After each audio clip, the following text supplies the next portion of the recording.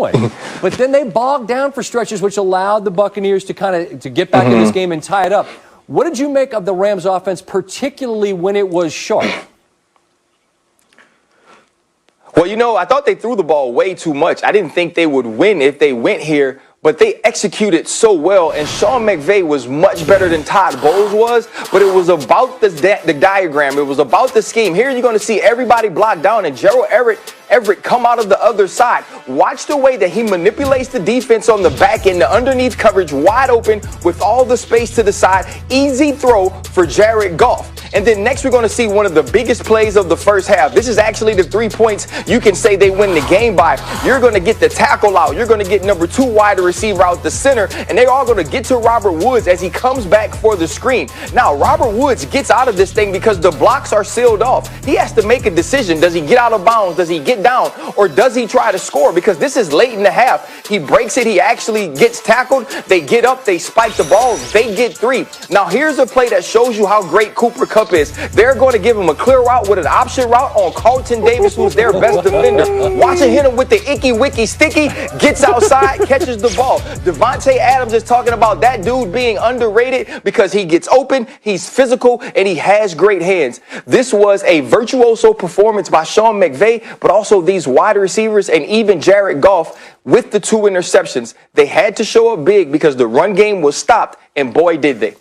That won't be a fun moment in film session when you got like that, I can't imagine. Now, Ryan, on the other side of this, Brady plus pressure equals what?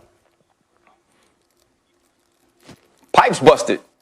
Right? They do, they do 1 or 2 things. They make diamonds or they bust pipes. And it's been pipes busted for Tom Brady, which we aren't used to. We're used to Brady playing well under pressure. But let's think about Tom Brady throughout this season. 2 times against the New Orleans Saints under pressure. Those were losses. Against the Chicago Bears, pressured 10 times. That was also a loss where he forgot what down it was. And then in the second half, Tom Brady totally falls apart. He takes sacks. He almost gets a turnover in the end zone and 2 overthrows for interceptions.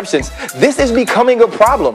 If Tom Brady has a utopia, if Tom Brady has an oasis of time, if he has so many opportunities to throw the ball, he can utilize his skill weapons. But if you get pressure on him, he starts to see ghosts, maybe acting like Sam Darnold a little bit and throws the ball away, takes sacks. This team hasn't played well nor won any game that Tom Brady hasn't had perfect protection. And that's an issue when you think about having to play teams like the Saints going forward.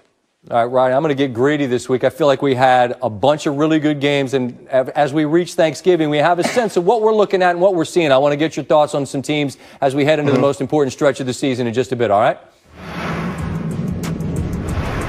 All right, we move on now to some significant news on Monday. Baltimore Ravens running backs Mark Ingram and J.K. Dobbins tested positive for COVID-19. John Harbaugh said Monday they'll miss the Thanksgiving game against Pittsburgh on Thursday night, leaving Baltimore with Gus Edwards as its only back on the roster with any carries this season. Steelers look to remain unbeaten with the suddenly sluggish Ravens arriving in town. Pittsburgh's defense dominant all year. Baltimore, then the opposite coming off last season. Lamar and company still lead the NFL in rushing, but are second to last in passing, and the last time these teams met, Jackson had a career worst 4 turnovers.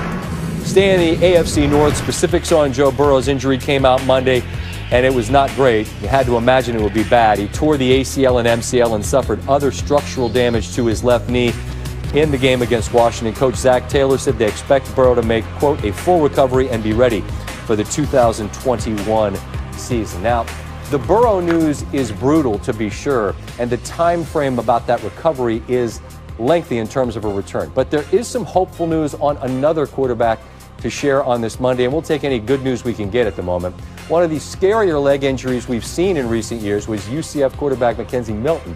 He was a guest on our show last year as he rehabbed and remained optimistic that someday he'd return. UCF plays this week against South Florida in the same stadium where the injury occurred, and the Knights' starting quarterback, Dylan Gabriel, hinted that we could see a return, quote, "There are a bunch of surprises. I'd sit back and see." It would be a remarkable return considering the injury Milton suffered often results in amputation. And already this season, we've seen Alex Smith return to the field, just won a game on Sunday, the one Burrow was injured in. Milton getting back on the field would be a victory as significant.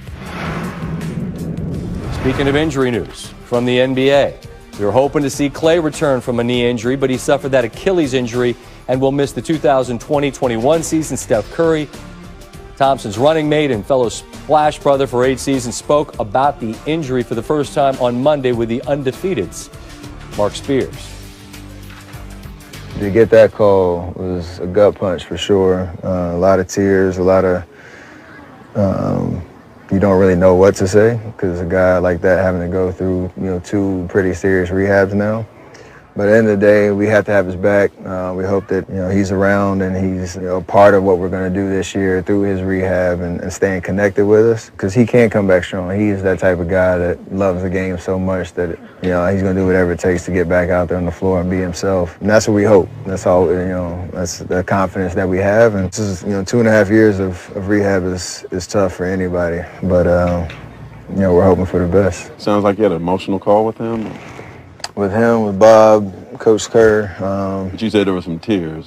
From my part, you feel for a guy that had worked so hard to just get back out there on the court and 2 or 3 weeks out, something like that happens. But I think at the end of the day, like I said, you got to have a big picture mentality with this one. It's easier said than done for him going through another rehab, but there's a lot of time left in his career. Warriors missed Thompson all of last season and will once again this season. Injuries have hit them particularly hard the last couple of seasons. Since they first played together, the big three of Curry, Green, and Thompson in 2012, those Warriors won 76% of the games when all three play. And not surprisingly, you take any one of the trio out of the mix and the number drastically dips.